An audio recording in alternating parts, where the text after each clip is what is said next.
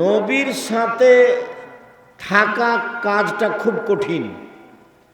খুব ভালোভাবে মনে আছে, একজন সাহাবী রাসূলের সাথে ছিলেন।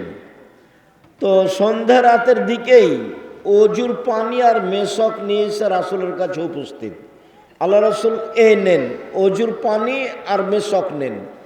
তো আল্লাহ রাসূল খুশি হয়ে বলছেন, সালমা শেতা, তোমার মনে যেটা চাই সেটাই চাও, আমি তোমাকে দিয়ে দেব। চাও, কিছু চাও, আমি তোমার কাজে খুব খুশি হয়েছি। তখন সাহাবী বলছেন, আসআলুকা মুরাফাতাকা ফিল জান্নাত, আমি আপনার সাথে জান্নাতে থাকতে চাই। তখন আল্লাহ রাসূল বলছেন, আওয়া গায়রা জালেক, না না, এটা নয়, এটা নয়, অন্য কিছু চাও। তখন সাহাবী বলছেন যে হোয়া জাকা, ওটাই চাই। তখন আল্লাহ রাসূল বলছেন যে আইনি আলা নাফসিক বিকাসরাতিস সুজুদ, আমি তোমাকে সরাসরি জান্নাতে নিয়ে থাকতে পারবো না, তুমি একটু বেশি সিজদা করে তাহাজ্জুদ পড়ে আমাকে সহযোগিতা করো, যাতে করে আমি তোমাকে নিয়ে থাকতে পারি। তুমি সহযোগিতা করো আমাকে। কে বলছেন এই কথা? পৃথিবীর সবচেয়ে বড় মানুষ, যিনি বিচারের মাঠে যা বলবেন সেটাই হবে। ইনি বলছেন যে তুমি আমাকে সাহায্য করো, আমি যে তোমাকে নিয়ে সাথে জান্নাতে থাকবো, তো তুমি আমাকে সাহায্য করো। কি করে সাহায্য করবা? তাহাজ্জুদ পড়ে। রাতে তাহাজ্জুদ পড়লে আমার সহযোগিতা করা হবে, তখন আমি তোমাকে জান্নাতের সাথে নিয়ে থাকতে পারবো। জান্নাতে রাসূলের সাথে থাকার একটা পথ। আর একটা সহজ পথ বলি, বাচ্চা, আপনারা যারা এদিক সেদিক আছেন দয়া করে এখন কাজ বন্ধ করে কিছুক্ষণ আসেন। আমি আপনাদের জন্যই আজকেও এসেছি, আর আপনাদের সাথে কিছু কথা বলবো, আপনাদের কিছু না কিছু উপকার করবো ইনশাআল্লাহ। আমি বুঝতে পারছি আব্দুল যা বক্তব্য শোনার তা তো শুনেছেনই। যেহেতু আব্দুল্লাহর বক্তব্য হয়ে গেছে, তো এখন খালি আমরা যেতে বাকি আছি। তো ঠিক আছে, যেহেতু আব্দুর রহিমের বক্তব্য হয়ে গেছে, কাজে এখন আমরা আছি, যেটাকে বলা হয় বোনাসে আছি, আসলে নেই। তো ভালো, আমি আপনাদেরকে অনুরোধ করি ওদের জন্য দোয়া করবেন, ওদের জন্য খিদমত আল্লাহ কবুল করেন, ওদেরকে যেন আল্লাহ মানুষের বদ নজর থেকে রক্ষা করেন, ওদের রুজিতে বিদ্যায় যেন আল্লাহ বরকত দান করেন, ওদের জন্য আল্লাহ সামাজিকভাবে নিরাপত্তা দেন। আমি আপনার ছেলে মেয়ের জন্য আন্তরিকভাবে দোয়া করি, আল্লাহ যেন আপনার ছেলে মেয়েকে আপনার একটা ভালো লক্ষ্য উদ্দেশ্যে পৌঁছে দেয়। উনি সর্বশক্তিমান, উনি পারেন।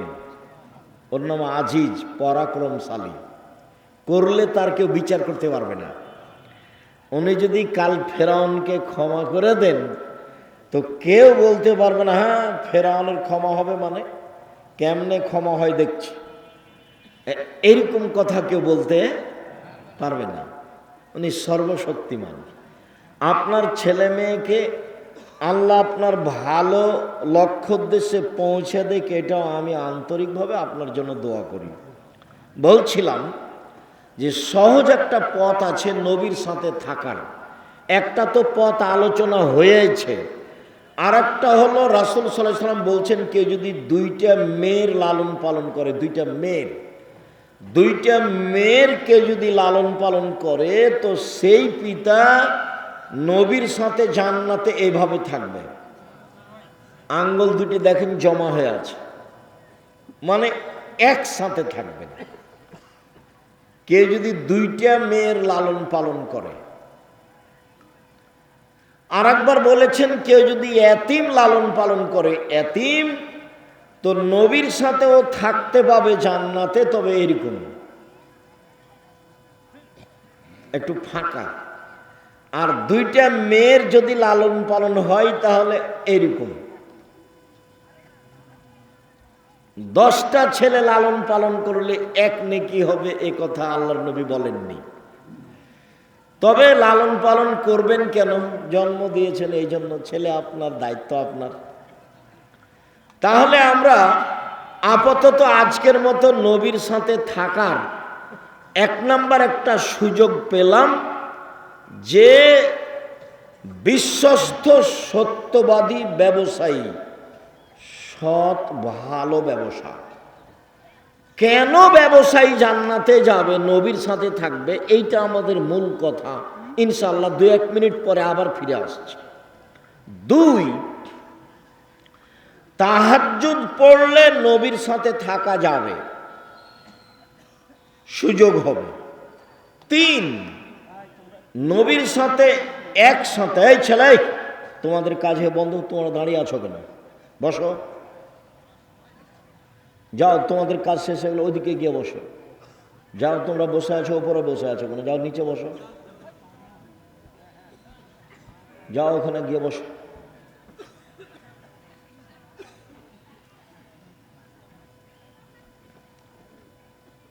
দুইটা মেয়ে লালন পালন করলে জান্নাতে নবীর সাথে এইভাবে থাকা যাবে। তাহলে 3, 4 হলো এতিম লালন পালন করলে নবীর সাথে জান্নাতে এইভাবে থাকা যাবে। বোঝা যায় না? মানে একসাথে নয়, পাশাপাশি। তো আমরা 2টা জায়গায় 2-1টা কথা বলি। তার প্রথম কথাটা বলি যে সত্যবাদী ব্যবসায়ী নবীদের সাথে জান্নাতে থাকবেন কেন, এইটার রহস্য কি। তো আরেকটা হাদিস পাশে শোনেন, আল্লাহ রাসূল বলছেন, দেখো, ইয়া মাশারাত তুজ্জার, হে ব্যবসায়ীরা শোনো, ইন্নাল বায়া ইয়াহজুরুল কিযব ওয়াল হালাফ, নিশ্চয় ব্যবসায় কিছু মিথ্যা কথা চলে আসে, কিছু কসম চলে আসে। ফাসুবহু বিসাদাকা, দান করে ওটা মিটিয়ে দাও। তার মানে ব্যবসার একটা বড় দিক হলো দান। এবার আবার ফিরে যাই, দিন মজুরি, কিষান কামলা, যা রুজি উপার্জন হয় তা সেই দিনই শেষ। যারা চাকরি করে সাধারণ পোস্ত 25 দিনে শেষ হয়, 5 দিন ধার কর্য করে চলে। আর যারা জমি চাষ, তাদের লসে বা সমান সমান। তাহলে এরা কি ফকির মিসকিনকে দান করতে পারবে, সহযোগিতা করতে পারবে? করবে কি? নাই তো। মায়ে বলছে যে বেটা এই মাসে কিছু টাকা দিয়ে পাঠায়ো, বাড়িতে খুব প্রয়োজন। ঠিক আছে আম্মা, ইনশাল্লাহ চেষ্টা করব। তো এই মাসে এসে জিনিসের দাম বেড়ে গেছে, তো আহাল পরিবার নিয়ে ঢাকায় থাকে, মাসই তো যায়নি, এই মাসে আবার 20 দিনে টাকা শেষ হয়ে গেছে। তো মাকে টাকা কেমনে দিবে? বাপ মাকে টাকা দেওয়ার একটাই পথ, অসহায় মানুষকে সহযোগিতা করার একটাই পথ, সেটা হলো ব্যবসা। ব্যবসা করেই আপনি মানুষের সহযোগিতা করতে পারেন। যার কারণে আমি বলেছি চকলেটের ব্যবসা। আমি চকলেটের ব্যবসা করতে বলিনি, আমি চকলেটের ব্যবসা মানে বলেছি সবচেয়ে কম পয়সার ব্যবসা, যাতে করে লোন নেওয়া না লাগে। লোন নিলে, ঋণ নিলে, ব্যাংকের টাকা উঠালে আপনার জানাজাই হবে না। যাদের লোন থেকে গেছে, মরে গেছে, ওদের যারা জানাজা করেছে তারা ভুল করেছে, ওদের জানাজাই হবে না। শহীদ হয়ে গেলে সব পাপ ক্ষমা হয়, কিন্তু ঋণের টাকা ক্ষমা হয় না। আল্লাহর নবী সালাম ফিরার পূর্বে, প্রত্যেক সালাতে সালাম ফিরার পূর্বে একটা দোয়া পড়তেন, যার নাম দোয়ায়ে মাসুরা। তার শেষ অংশ, তার শেষ অংশের শেষে আছে আল্লাহুম্মা ইন্নী আউযু বিকা মিনাল মা'সাম ওয়াল মাগরাম। আল্লাহ তোমার কাছে বাঁচতে চাই বড় পাপ হতে, তোমার কাছে বাঁচতে চাই ঋণ কর্য হতে, তোমার কাছে বাঁচতে চাই বড় পাপ হতে, তোমার কাছে বাঁচতে চাই ঋণ কর্য হতে। আল্লাহর নবী দিন রাত এ কথা বলতেন।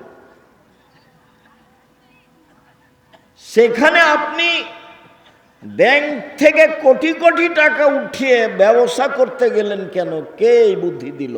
ভুল হিসাব। বলছিলাম ব্যবসায়ী একটা পথ, আপনি অসহায় মানুষকে সহযোগিতা করতে পারেন।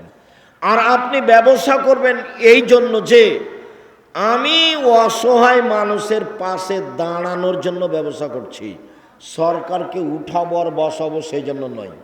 আমি ব্যবসা করছি জান্নাত কিনে নেওয়ার জন্য। আমি জান্নাত আসলে পেতে চাচ্ছি না, আমি জান্নাত কিনতে চাচ্ছি, এই জন্য ব্যবসা করব। ব্যবসা করলে আমার জান্নাত কেনার পথ সহজ, বাকি উপার্জনের পথ দিয়ে জান্নাত কিনা সহজ নয়। এই জন্য আল্লাহ রাসূল বললেন যে সত্যবাদী ব্যবসায়ীরা কার সাথে থাকবে? নবীদের সাথে থাকবে। তখন আবার বহু বচন, নবীগণের সাথে থাকবেন, শহীদদের সাথে থাকবেন, সিদ্দিক সত্যবাদীদের সাথে থাকবেন। তিনটা শব্দ একসাথে বলেছেন। এক, সত্যবাদী ব্যবসায়ীরা নবীগণের সাথে থাকবেন। দুই, শহীদদের সাথে থাকবেন। তিন, সত্যবাদীদের সাথে থাকবেন, যারা সিদ্দিক তাদের সাথে থাকবেন। ব্যবসা করলেই আপনি অসহায় মানুষের সহযোগিতা করতে পারবেন। ভারত, বাংলাদেশ, পাকিস্তানে ইসলামকে টিকিয়ে রাখার একটাই মাধ্যম হচ্ছে এই কওমি বেসরকারি মাদ্রাসা, যেখানে ছাত্র শিক্ষকের দুনিয়াবি কোনো লক্ষ্য নেই। আমি নিজে বলছি, আমি আব্দুর রাজ্জাক বিন ইউসুফ, আমি 1976 সালে মাদ্রাসায় পড়তে গেছি। এ আমার পড়ার সূচনা। 88 আগস্টের 20 তারিখ রোজ বুধবার বিকাল 3টে থেকে আমি শিক্ষক। 88 আগস্টের 20 তারিখ রোজ বুধবার বিকাল 3টে থেকে আমি শিক্ষক। ওই থেকে ওই পর্যন্ত কওমি মাদ্রাসায় পড়েছি। তখন আমারও লক্ষ্য ছিল না, আমার বাপ মায়েরও লক্ষ্য ছিল না যে বেশি পয়সা ইনকাম করতে হবে, বড় একটা ডাক্তার বা বড় একটা ইঞ্জিনিয়ার হতে হবে। আর সেই দিন থেকে না আজ অবধি আমার মাথায় কোনো দিন জাগেনি যে এরকম কিছু হয়ে পয়সা ইনকাম করতে হবে। বুঝাতে চাচ্ছি যে বেসরকারি কওমি মাদ্রাসার ছাত্র শিক্ষকেরা একমাত্র আল্লাহকে সন্তুষ্ট করার জন্য, পরকালের আশায় মানুষকে পরকালমুখী করার জন্য শিক্ষা অর্জন করেও করায়। অতএব এইসব প্রতিষ্ঠানের দান আপনার ওইরূপ কাজ দিবে। পতিতালয়ের মহিলা যদি কুকুরকে পানি পান করিয়ে জান্নাতে যেতে পারে, পতিতালয়ের মহিলা যদি কুকুরকে পানি পান করিয়ে জান্নাতে যেতে পারে, তো আপনি আটমল সালাফিয়া মাদ্রাসায়, যেটা শিরক মুক্ত প্রতিষ্ঠান, যেটা বিদাত মুক্ত প্রতিষ্ঠান, যেটা দল মুক্ত প্রতিষ্ঠান, যেটা সংগঠন মুক্ত প্রতিষ্ঠান, যেটা হিংসা মুক্ত প্রতিষ্ঠান, ভিতরে কেউ একটু কিছু করলে আমার জানা নাই।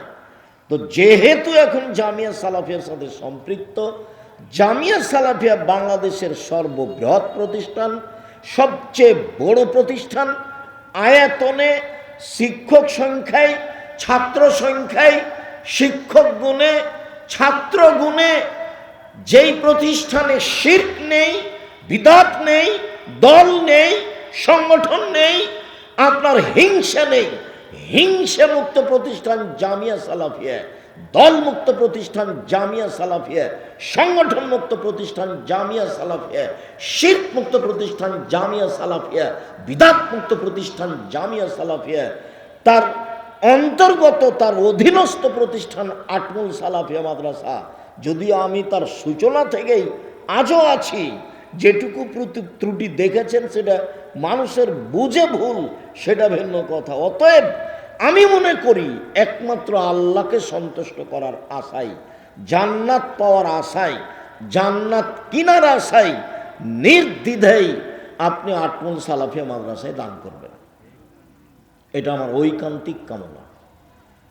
আমি শুনলাম সভাপতির মুখে যে এখন প্রায় 20 লক্ষ ঋণ হয়েছে কাজবাজগুলি করতে। ঋণ তো আর কেউ একজন পরিশোধ করতে পারবে না, আপনাদেরকে সবাইকে মিলেই এটার ব্যবস্থা করতে হবে। করতে পারবেন, অবশ্যই পারবেন, সবাই মিলে চাইলে এটা সহজ। যদিও আব্দুল্লাহ কথা বলাকালীন কিছু আপনারা সহযোগিতা করেছেন, আমি আবারও ছেলেদেরকে বলছি তোমরা যাও, আমিও আপনাদের সাথে অংশগ্রহণ করছি। যারা মহিলারা আছো তোমরা একটু দেখো, আমার দিনী বোনেরা যারা আছেন আপনারা সবাই দানে অংশগ্রহণ করবেন। বৈঠকি দানে কেউ বিরত থাকবেন না। আমি সবকেই বৈঠকি দানে অংশগ্রহণ করার জন্য অনুরোধ জানাচ্ছি।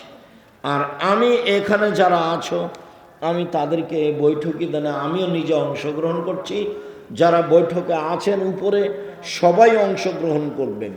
নিজের কাছে যদি না থাকে তো আপনি কারো কাছে 50 টাকা, 20 টাকা, 10 টাকা নিয়ে অংশগ্রহণ করবেন। আমি আপনার সাথে গুরুত্বপূর্ণ কথা বলতে একটা অংশ রেখেছি যে 2 জন মেয়ে লালন পালন করলে পিতা জান্নাতে এইভাবে থাকবে। এইটার রহস্য কি, এইটুকু বলার পরে আমরা একটা গুরুত্বপূর্ণ অংশ আংশিকভাবে বলবো ইনশাআল্লাহ। আমি আমাদের ছেলেদেরকে বলছি তোমরা মাঠে যাও, কেউ বিরত থাকবেন না, না থাকলে অল্প 20 টাকা, 10 টাকা, এছাড়া 200 টাকা, 500 টাকা, 50 টাকা, 1000 টাকা অবশ্যই অংশগ্রহণ করবেন। আমাদের মেয়েরা যারা আছো তোমরাও যাও। আমার দিনী বোনেরা যারা আছেন, জাহান্নাম থেকে বাঁচার পথ হচ্ছে দান। তখন আল্লাহ রসুল বললেন একটা খেজুরের ওই মূল অংশের নিচে যে আটি বীজটার উপরে সাদা অংশটা থাকে, যেটা একেবারেই সামান্য, এই পরিমাণ হলেও দান করে তোমরা জাযাকুমুল্লাহ খায়ের। যে এই বৈঠকে সবাই অংশগ্রহণ করবেন। মানে জি, যদি ভুলে কারোর কাছে পকেটে না থাকে এরকম হয় তা আশেপাশে কারোর কাছে নিয়ে অংশগ্রহণ করবেন। আর যেটুকু দান করব সেটুকু পূর্ণ হবে, যেটুকু দান করব না সেটুকু ক্ষতি হয়ে যাবে। ও হবেই, আমি বুঝতে পারি আর না পারি, ক্ষতি হবেই। রাসূল সাল্লাল্লাহু আলাইহি সাল্লাম বলেছেন ক্ষতি হবে, অতএব ক্ষতি হবে। এই ছেলে তোমরা বসো, যারা শুধু আদায়ে যাচ্ছে তারা মাঠে থাকবে, চলাচলে আপনারা একটু বসেন, কেউ কাজ দেখাবেন না। সম্মানিত দিনী ভাই বোন, একটু আমার দিকে লক্ষ্য করেন তো। আল্লাহর নবী বললেন যে 2টা মেয়েকে লালন পালন করলে পিতা জান্নাতে এভাবে থাকবেন। তো কথা তো অনেক বড়, মানে নবীর সাথে থাকার ব্যাপারে 2টা মেয়ের লালন পালনের যত সুবিধা, এত সুবিধা ব্যবসাতেও নয়, এত সুবিধা এতিম পালনেও নয়, এত সুবিধা তাহাজ্জুদ পড়লেও নয়। কেন? তাহাজ্জুদ পড়লে একসাথে থাকা যাবে, ব্যবসা করলে একসাথে থাকা যাবে, সত্যবাদী ব্যবসায়ী। আবার এতিম লালন পালন করলে একসাথে থাকা যাবে। তো পাশাপাশি একেবারে জমা লেগে পাশাপাশি এইভাবে থাকার সুযোগ হবে কি? এইভাবে নয়, এইভাবে শুধু মেয়ে লালন পালন করলে। তো কিভাবে মেয়ে লালন পালন করলে এটা হবে, এইটা আমরা 1 মিনিট বলি এখানে, যাতে করে আমাদের কাছে স্পষ্ট হয়ে যায়। 1, আল্লাহ মাহা মেয়েকে বিদ্যা শিখিয়ে দিল। 2, আদ্দাবাহা মেয়েকে শিষ্টাচার শিখিয়ে দিল। 3, আহসানা এলাইহিন্না মেয়ের সাথে ভালো আচরণ করলো। 4, অজাওয়াজাহুন্না তার বিবাহের ব্যবস্থা করে দিল। 4টা গুণ। 1, বিদ্যা শিখিয়ে দিল। 2, শিষ্টাচার শিখিয়ে দিল। 3, ভালো আচরণ করলো, 4 বিবাহ শাদীর ব্যবস্থা করে দিল। এই ছেলে, কে মোটরসাইকেল স্টার্ট দিল তোমরা দেখলে না? এখান থেকে মোটরসাইকেলটা স্টার্ট দিয়ে চলে যায় কিভাবে? তোমরা কি করো এখানে? বাহিরে নিয়ে যে মোটর স্টার্ট দিতে হবে, একটা অনুভূতি থাকতে হবে। সম্মানিত দিনী ভাই বোন, আমি আর আপনি ক্ষতিগ্রস্ত হয়েছি এখানে। বিদ্যা শিখিয়ে দিল বটে, কিন্তু শিষ্টাচার শিখাতে পেরেছে কি? নখে নেল পালিশ আছে, এইটা কি শিষ্টাচার হলো? নখটা বড় আছে, এইটা কি শিষ্টাচার হলো? ভুরু তুলে চিকন করা আছে, এইটা কি শিষ্টাচার হলো? দাঁত ছিলে সমান করা আছে, ফাঁকা ফাঁকা করা আছে, এইটা কি শিষ্টাচার হলো? পরচুলা দিয়ে খোপা বড় করা আছে, এইটা কি শিষ্টাচার হলো? শিষ্টাচার তো এটা ইহুদি খ্রিস্টানের। তাহলে পিতা শিষ্টাচার শিখালো কি, যার কারণে রাসূলের সাথে জান্নাতে এভাবে থাকা যাবে? সম্মানিত দিনী ভাই বোন, বলছিলাম আজকের সংক্ষিপ্ত কথা, সুদ। পাপের জগতে যেসব পাপের সরাসরি জাহান্নাম ঘোষণা হয়েছে, তার একটি বড় পাপ হচ্ছে সুদ। রাসূল সাল্লাল্লাহু আলাইহি সাল্লাম বলেন, 7 শ্রেণীর মানুষ জাহান্নামে যাবে। 1, শিরক করে যে।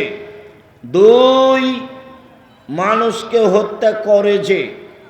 3, সুদ খায় যে। 4, এতিমের সম্পদ খায় যে। 5, বাপ মাকে মানে না যে। 6, মিথ্যা সাক্ষী দেয় যে। 7, সন্তানকে হত্যা করে খাদ্যের ভয়ে যে। এরা সবাই জাহান্নামে যাবে। যাদের জাহান্নামের কথা আল্লাহ রাসূল হুবাহু সরাসরি উল্লেখ করেছেন। সম্মানিত দিনী ভাই বোন, পাপের জগতে যেগুলো সবচেয়ে বড় পাপ সিরিয়াল রয়েছে, তার একটি বড় পাপ হলো সুদ। উল্লেখ্য যে সুদের জন্য যে ভাষা আল্লাহর নবী উল্লেখ করেছেন, পৃথিবীর কোনো পাপের জন্য আল্লাহ ওইরকম ভাষা উল্লেখ করেননি। পাপ তার চেয়ে বড় আছে, কিন্তু ভাষা এমন নয়। রাসূল সাল্লাল্লাহু আলাইহি সাল্লাম বলছেন, মাই ইয়াকুলু দিরহাম রিবা ওয়া ইয়ালাম আসাদ্দু মিন সিত্তাতি ওয়া সালাসিনা জিনিয়া। কেউ যদি জেনে শুনে 1 টাকা সুদ খায়, 36 বার জেনা করে যত পাপ হবে, 1 টাকা সুদ খেলে তার চেয়ে বেশি পাপ হবে। এই ছেলে এটা বাদাম নিয়ে ভিতরে যাচ্ছে কেন?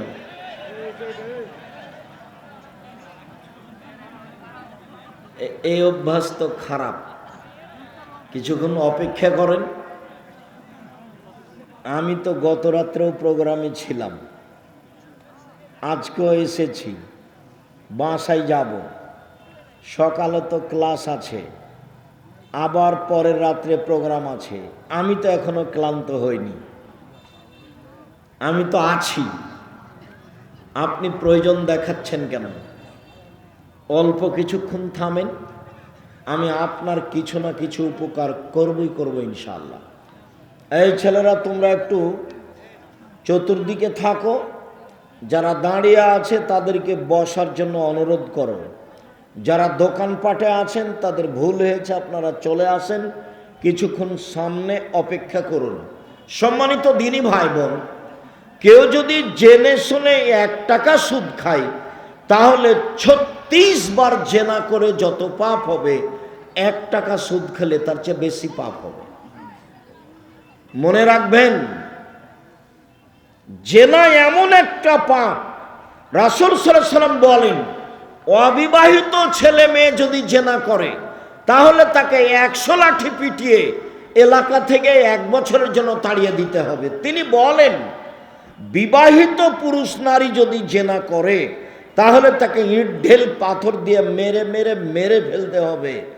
জেনাই এমন একটা পাপ বিবাহের পরে যদি এটা ঘটে তাহলে তার বেঁচে থাকার পথ দুনিয়াতে নেই।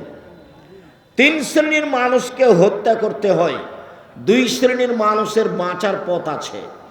3 শ্রেণীর মানুষকে হত্যা করতে হয়, 2 শ্রেণীর মানুষের বাঁচার পথ আছে, 1 শ্রেণীর মানুষের বাঁচার পথ নেই।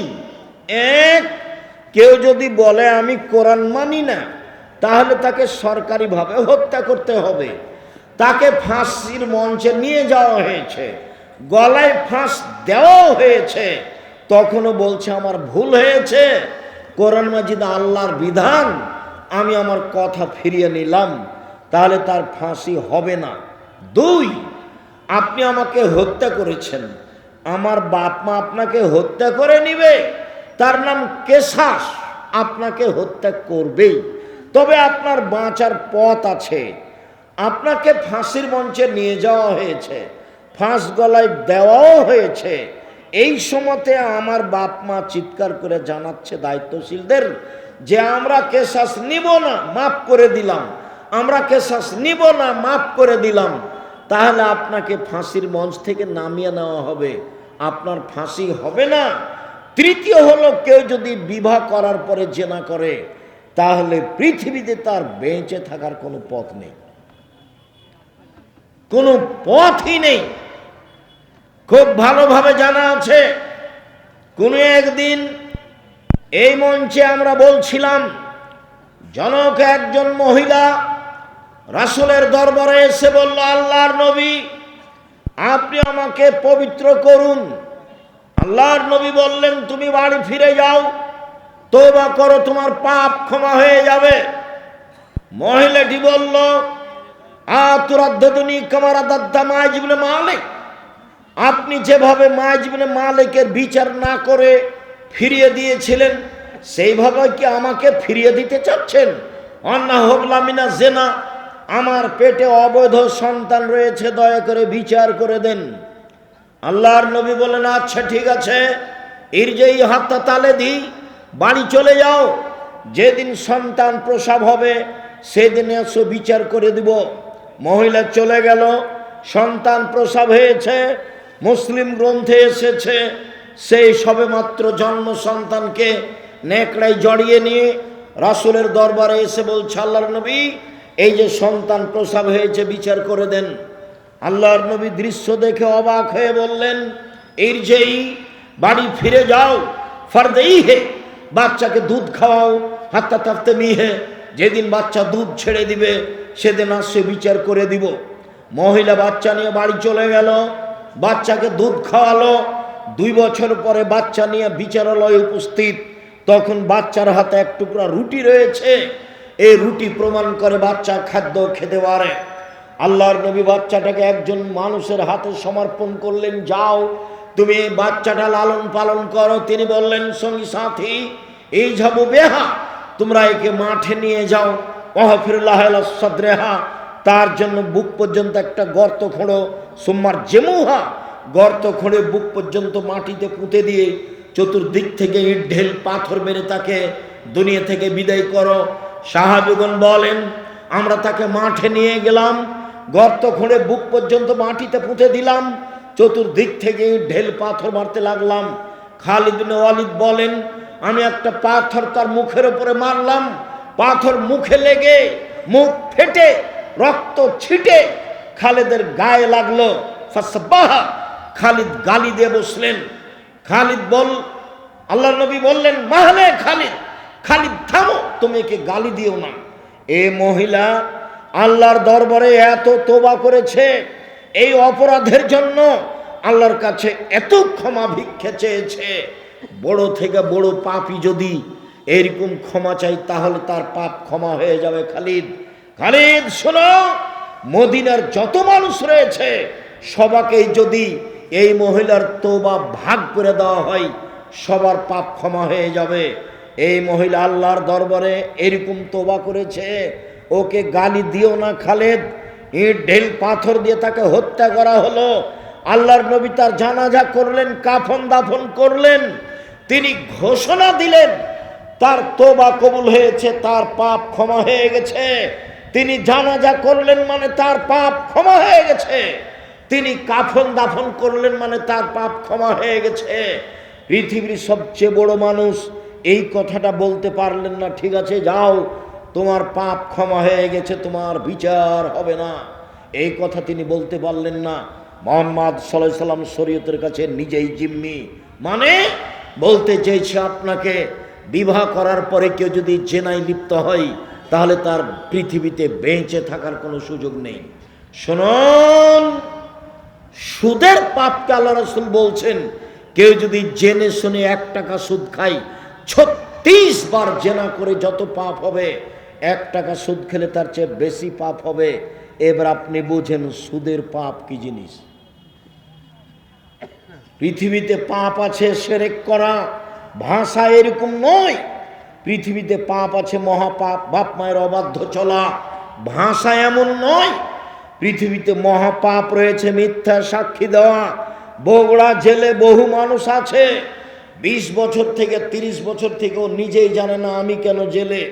জজ জানে না ঘটনা কি, উকিল জানে না ঘটনা কি, সাক্ষী জানে না ঘটনা কি। যে টাকা দিয়ে সাক্ষী তৈরি করেছে শুধুমাত্র সেই জানে।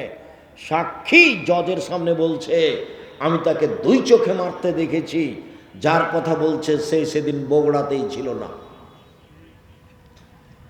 20-30 বছর থেকে জেলে আছো, নিজেই জানে না কেন জেলে। শুনুন, মিথ্যা সাক্ষী মহাপাপ। এরপরেও ভাষা এমন নয়। সম্মানিত দিনী ভাই বোন, মানুষকে হত্যা করা মহাপাপ, এরপরেও ভাষা এমন নয়।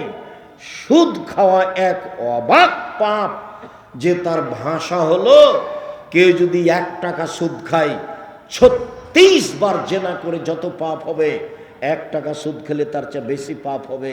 কি দিয়ে বুঝায় আপনাকে আমি সুদ কি জিনিস?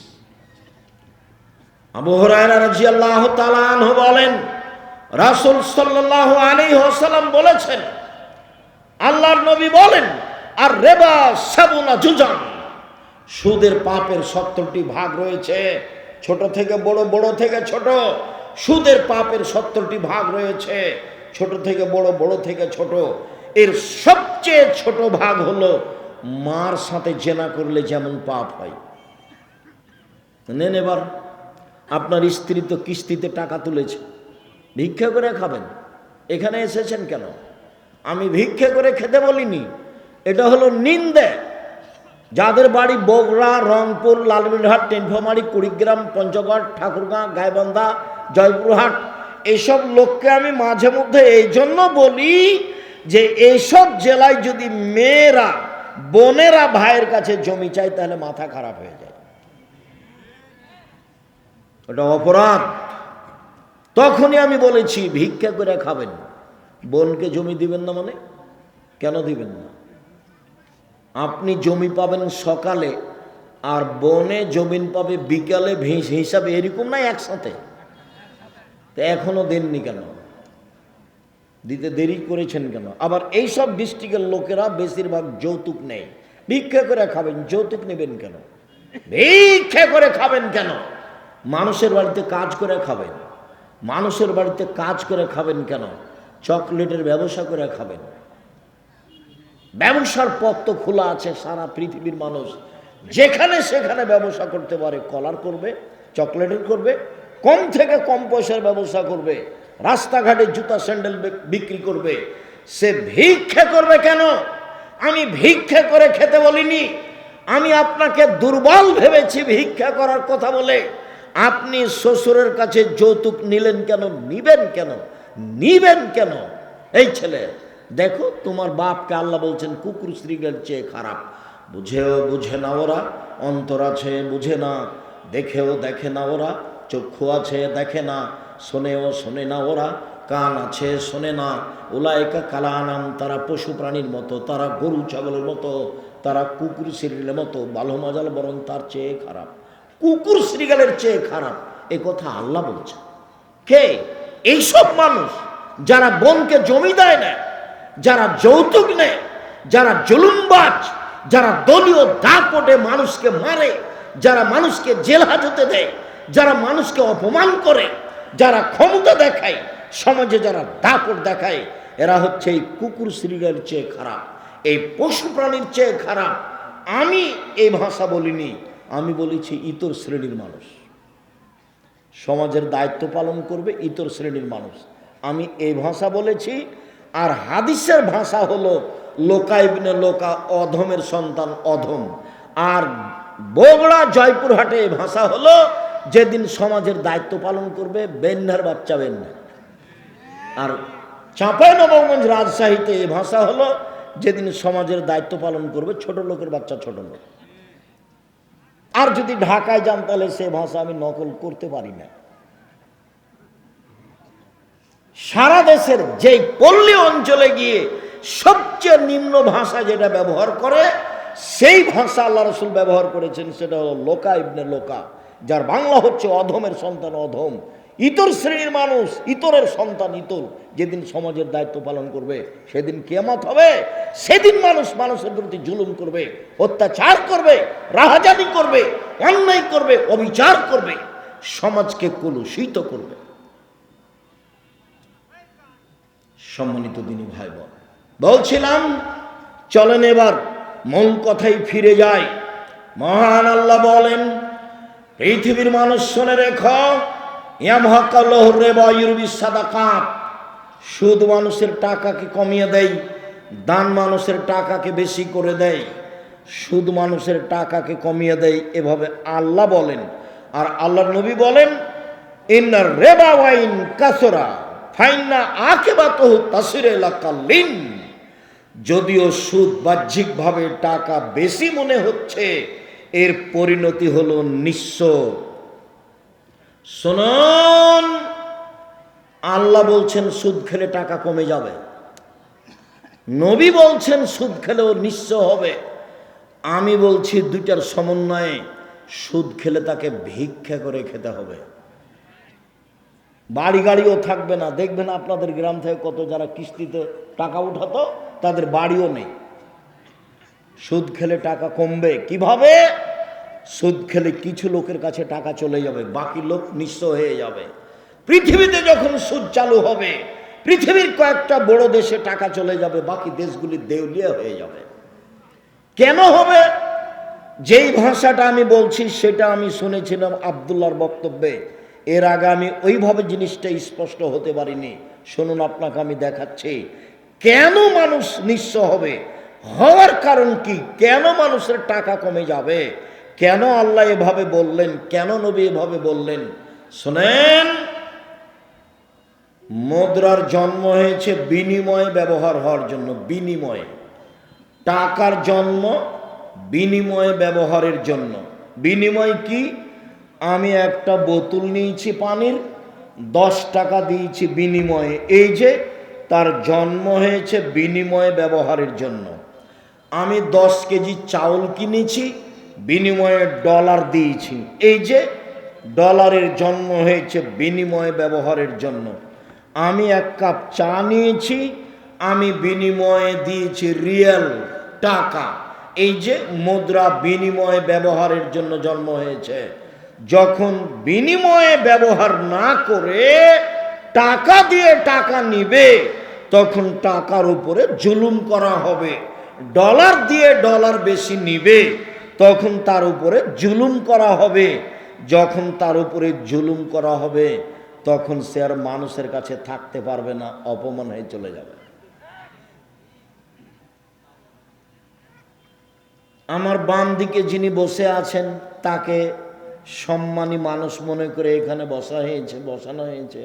এখন নিয়ে এসে যদি সামনে মাটির নিচে বসানো হয়, তাহলে তো উনি মনে করবেন যে আমাকে অপমান করা হলো, তাহলে তো উনি তাড়াহুড়া করে এখান থেকে যাওয়ার চেষ্টা করবেন। কেন? উনি বুঝবেন যে আমাকে সম্মান করা হয়নি। আপনাকে যদি নিয়ে এসে অন্য জায়গাতে বসানো হয় যেখানে দুর্গন্ধ, তখন আপনি মনে করবেন যে আমাকে অপমান করা হয়েছে, তখন কি আপনি থাকতে পারবেন? তখন আপনি চলে যাবেন। টাকা যখন বুঝতে পারবে যে আমাকে অপমান করা হচ্ছে, তখন টাকা সেখানে থাকবে না।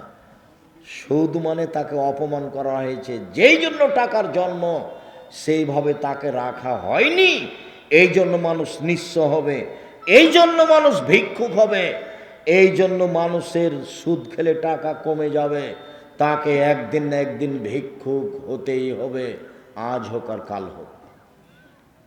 বিনিময় তো জাহান্নাম আছেই। রাসূল সাল্লাল্লাহু আলাইহি ওয়াসাল্লাম বলেন, লানা রাসূলুল্লাহ সাল্লাল্লাহু আলাইহি সাল্লাম আকাল রিবা মুকালাহু, যে সুদ খায় তার উপরে অভিশাপ, যে সুদ দেয় তার উপরে অভিশাপ, যে সুদের সাক্ষী থাকে তার উপরে অভিশাপ, যে সুদের অঙ্ক কষে তার উপরে অভিশাপ। এরপরে বললেন আল্লাহ নবী, যে পরচুলা ব্যবহার করে তার উপরে অভিশাপ, যে গায়ে উল্কি করে তার উপরে অভিশাপ, যে আপনার ভুরু তুলে চিকন করে তার উপরে অভিশাপ, যে আপনার দাঁত ছিলে চিকন করে তার উপরে অভিশাপ, যে জুতা স্যান্ডেল উঁচু পায়ে দিয়ে নিচেকে লম্বা মেয়ে দেখায় তার উপরে অভিশাপ, যে ব্রেসিয়ার ব্যবহার করে নিজেকে কম বয়সের দেখায় তার উপরে অভিশাপ। সিরিয়াল রাসূল সাল্লাল্লাহু আলাইহি সাল্লাম এইভাবে অভিশাপ করতে লাগলেন। তিনি বললেন, লানাল্লাহু আল মুতাশাব্বিহিনা মিনার রিজালি বিন নিসায়ে, ওই সব পুরুষের উপরে অভিশাপ যারা মহিলাদের পোশাক পরে, মহিলাদের বেশ ধারণ করে। ওই সব নারীর উপরে অভিশাপ যারা পুরুষের পোশাক পরে, পুরুষের বেশ ধারণ করে, পুরুষের জুতা স্যান্ডেল পরে, পুরুষের শার্ট প্যান্ট পরে, পুরুষের কাপড় পরে, ওদের উপরে অভিশাপ। সম্মানিত দিনী ভাই বোন, রাসূল সাল্লাল্লাহু আলাইহি ওয়াসাল্লাম বললেন বেলাল রাদিয়াল্লাহু তাআলা আনহুকে, বেলাল তুমি যে খাইবার থেকে এসেছ বার্নি খেজুর নিয়ে, তো এই খাইবারের কি সবই খেজুর এরকম? তখন বেলাল রাদিয়াল্লাহু তাআলা আনহু বললেন, জি না, আল্লাহর নবী, খাইবারের সব খেজুর এইরূপ নয়। ইন্দানা তামারুন রাদিউন, আমাদের কাছে ছিল কীট খেজুর, সাধারণ দুর্বল কম দামের খেজুর। বেনা সাইন বে সাইন, 2 সা দিয়ে 1 সা কিনেছি। দুর্বল খেজুর 2 সা দিয়েছি, 5 কেজি দিয়েছি, আর 2.5 কেজি নিয়েছি ভালোটা।